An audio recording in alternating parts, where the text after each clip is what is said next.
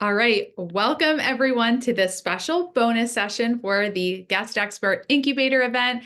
I am joined here by one of our amazing clients at Interview Connections who's had incredible results that I am so excited to hear about. So, without further ado, I'm going to introduce you to Jonathan Porter-Whistman. Jonathan, please come up on the stage and just share with everyone in our audience here who you are and what your business is. I love getting on stage without leaving my couch. So thank you for that.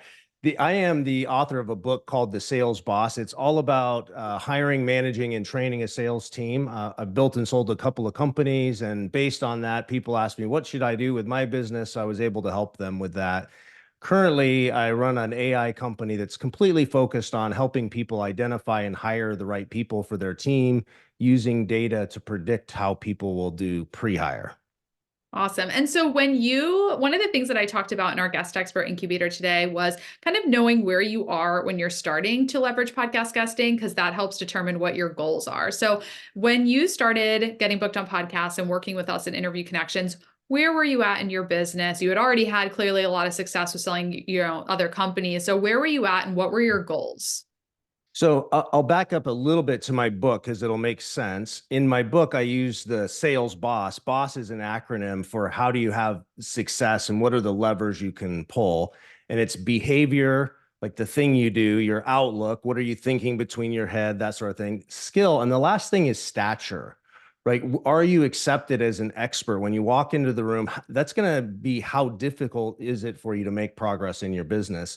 And so I had already built a couple of successful companies in my even in my hiring platform. I had a great audience inside of enterprise businesses, so very large tech companies, those sort of things. But I was trying to make a move into more of the home services where I was completely unknown. And I had no expertise, no status in there. My book really meant nothing because nobody in those industries would have read it. And I certainly hadn't spoke on any of those stages. And so I reached out to your team with the desire to say, how do you introduce me to the home services, blue collar world? So these would be construction companies, HVAC, plumbing, and electrical. I think you booked me on about 30 podcasts. I'm just going to use back of napkin. And you gave me some nice coaching. You helped me with my one sheet and then started making introductions that were right up my alley. And tell us a little bit about the results that you've seen. And I'm excited to hear because I haven't heard the full, story of results, but I'm sure that you're happy because you've referred about 1 million potential Well, let's clients. say it's been terrible. And I thought if I was going to suffer that bad, all my friends should suffer with me. So the return is almost immediate for me.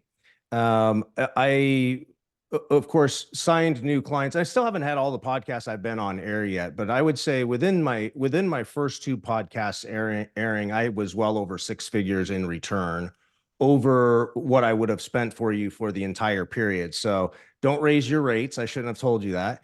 But the value of that was right away customers, but also out of that, a couple of good opportunities for investors in my new venture. And I've had a couple of ventures since then as well, new businesses that I'm going into. And a lot of the people that I'm being introduced to are from somebody that either heard me on the show or from those podcast guests. So I would say easily six figures, might even be getting close to nine figures, I would say, by the end of the year.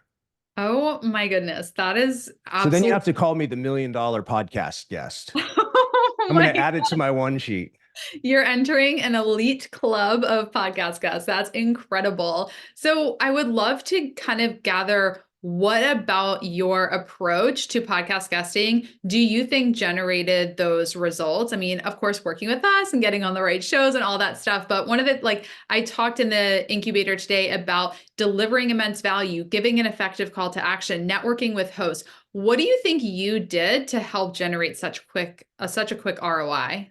One of the things that was in your early training. So one, I watched all the training, even though, I train salespeople all the time. So it's easy to say I'm the expert. I don't really need to listen, but I'm like, if I'm going to pay for something, I'm going to listen and go through it. And one of the things that the training had was make sure in the green room before that you ask the host, what is it that your audience is wanting to achieve? So I have my executive assistant for all of the shows. She pulls research on who the hosts are. She pulls a couple of their podcast episodes. She looks at all their social media, what's important to them personally.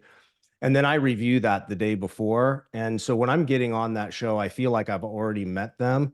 And so I'm asking them, how is it that I can help their audience? I say, this is my understanding of who listens to your show and why they love you. And how can I make them love you more? And that sort of sets the right tone. And then second, I think I don't have a real clear offer at the end. So I think, that's something that a lot of people could do is say, hey, go to this website, do that.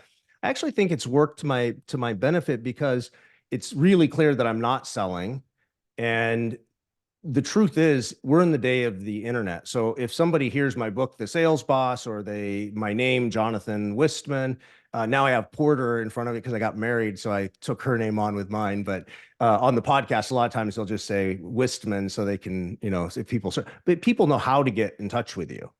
And so I think just being in the moment and having a great time and not taking yourself too seriously is really what it takes.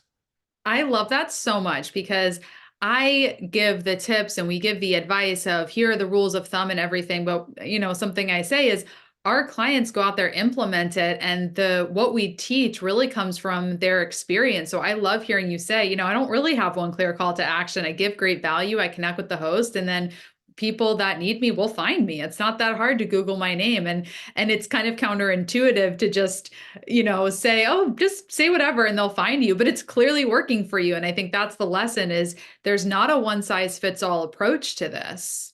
And I have learned that if you can tell stories that people can paint themselves in that picture. So when the host asks me about something particular and my point of view, there's a lot of times I can say the way I came to have this point of view is I was working with Jessica and she had XYZ sort of thing. And what we discovered together was why.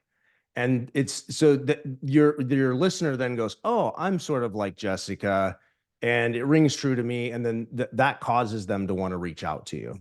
Yes, absolutely. That's such a good point of sharing stories so the listeners can see themselves in the shoes of the person that you're describing, the client that you're describing. One of the things that was sort of unexpected to me, sort of a pleasant surprise, is there's been a few that I've been introduced to, and I've thought, this is gonna be just gonna be terrible. I'm gonna take it anyway. They don't have very much listenership, and I get on the sort of the pre-meeting. I'm like, oh, this host is terrible. Like they're sort of. Let's hope all my podcast people don't listen to this. Be like, oh, that way. But they're just like you could tell they hadn't been at it long. They were more uncomfortable than I was. Enough so that a couple of them I almost wanted to call a halt to it. And I said, you know what? I'm here. Let me just have a good time. And the handful of people that listened to their show were some of their biggest fans, right? They these were people that could overlook that they weren't polished, that they hadn't done a great job on their show, but they tuned in because they had a really strong relationship with them. And those were the people that actually could call the host and say, hey, could you introduce me to Jonathan? And then I could get that really direct connection. So I would say never judge it like you're going to judge it. Don't act Yeah. on that judgment, right? Like just smile and treat every single host as though they have a million downloads on every single episode. And the surprising thing that I also didn't expect, and then I'll be quiet, you can ask me questions, but that for every show you booked for me, I at least got two other shows. So when you're thinking about your cost per show, like if you're good, it's actually probably a third of that price. Wow, that's amazing. I love the way you put that. And I also love your perspective on the shows that aren't as polished. We have another client who kind of had a similar perspective on that. He says, sometimes the shows, especially if you're a coach, if you're a sales coach, if you have expertise that could help a podcast host be more successful and more polished and everything, they could become your client. So I love the way you described that. And that's also such an important point too. Sometimes the hosts that have the smaller audiences, they have a small but very engaged following, and their following could call them up. Whereas the bigger the host, the more walls there are around them and their audience because they're more kind of at that celebrity stature where, you can't just call up your favorite podcast host if they have a really big audience. But if they have a small audience, they could make those direct intros. That's gold. Yeah, and so I'll give two power tips that at least for me. One is when I get to the end of the show, they always want to chat at the end.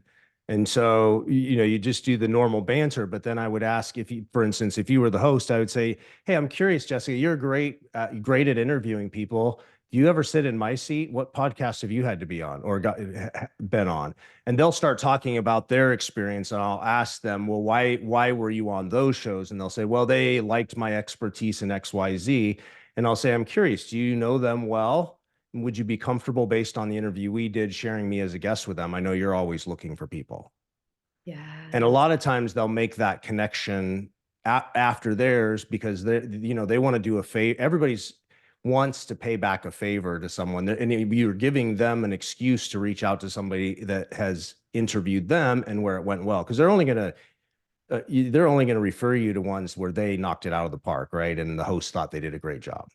I love that. I mean, our Team Interview Connections books me on podcasts, but I've gotten shows. One of my favorite interviews that I've done, I saw a friend was interviewed on their show and made that connection with me. And then that host has now interviewed many of our clients, and it's just been such a great experience. So I love that, just connecting with them and what other shows have you been on? And I love that you pointed out that, working with us will get you on 30 shows, but you're going to get a lot more than 30 because people will hear you on a podcast that we've booked you on and then invite you. The host will make those connections. Like it really does snowball into so many more interview opportunities.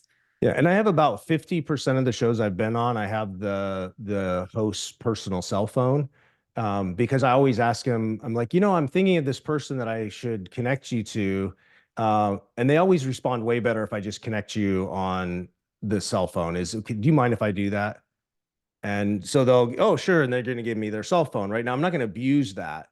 But when I want to get in touch with them, I know I have a really quick, so when the podcast comes out, I text them and say, "Hey, great. I reposted that. I'm getting good feedback." And of course I send them a connection to somebody. There's usually always somebody in your network that you think, they would be that would be worth connecting them to. That's amazing. Are there any other words of wisdom or tips that you want to share with our audience about having success with podcast guesting? I would say it's surprising how fast you can get known in an industry. And I think you can underestimate the speed at which you can go if you really just give it a concerted effort. So now if I meet somebody in the home services space, they've sort of seen who I am, and it's also served to get me on stages because they're listening to podcasts that are in their industry, listening to the guests. And if you do a great job on that, they're also looking for speakers, right, to be speaking from their stage. So I've been able to trade that out for booths at their shows that are next door, those sort of things. And that's my AI thumbs up. So Yes. That's incredible. And what advice do you have? I would guess that you're going to recommend folks come work with us at Interview Connections. But for those in our audience who are sitting on the fence, who are thinking about booking a call or working with us, what would you say to them right now? I would say just stay right on the fence. There's plenty of other people that want to be successful. You can wait a year. This is when I would tell my daughter, that's sarcasm. Yeah, I would say get started. There's no time, and you're never going to feel ready for it. In fact, most of the podcasts I get on, the 20 minutes before, I'm like, why the heck am I doing this? I don't feel like doing a podcast today. And then it goes great, and I'm actually in a good mood afterwards, and it impacts the rest of my business.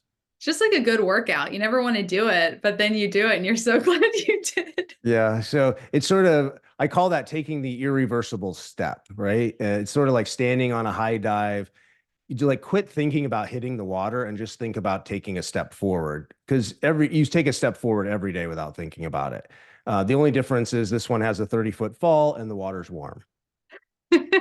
And let me just back up a little bit. You will want to do podcasts. Jonathan may be resistant to doing it, but clearly it's worked really well. Yeah. And when I say, I'm just saying that's what can go on Yeah. in our head, right? Because people are busy and I think the best people never feel like they're fully prepped. Yeah. Right. And which sort of keeps them sharp. But if you can get in your head and go, oh, wait, let me wait till my landing page is perfect. Let me wait until I get this done or that done. And there's nothing like just getting out and doing it to get better at it. Yeah, and I think that's such a good point. And I think the other thing is this is doing a podcast interview is for your future self. It is getting you visible. It won't be live for maybe a month or two. Like it's that you won't see the immediate gratification. So sometimes we get caught in like, I have to do things right now for today, but it is a gift to your future self. So it is worth getting over the battle of like, am I ready? Do I have other things I need to do today? Just do it. Here's what I know about experts. Experts love to share their knowledge because they feel like they're giving a gift to the world.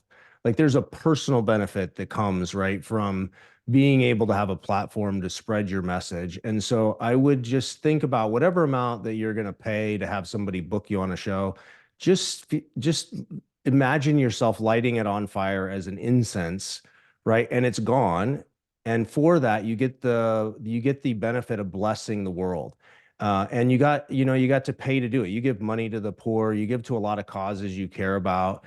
I mean, you're the best cause in the world. Why wouldn't you give it to yourself? You're a blessing to the world. So do that. And if you can do that, you're going to be less focused on the ROI, and that's going to come through to your audience. They're going to care you're there. They're going to see you're there because you care about them and not because you care about getting a return. Amazing. That's so good. So for everyone watching, if you haven't booked your consultation call, go to interviewconnections.com/call. We'll have the link below this video. The discounts we're offering expire Friday at midnight. So make sure you book your call. Jonathan, where can everyone connect with you online if they want your book or learn more about your business? They can just Google the sales boss and I'll come up everywhere. Amazing. Nice SEO. Wonder if podcast guesting helped you with that. I don't know, might have. Well, thank you so much, Jonathan. Thank you for joining us. Thanks for everyone for watching. If you're watching live or the replay, just comment on this video so we can come back and say hello. All right, now I'm going to just stop the recording and we'll see everyone.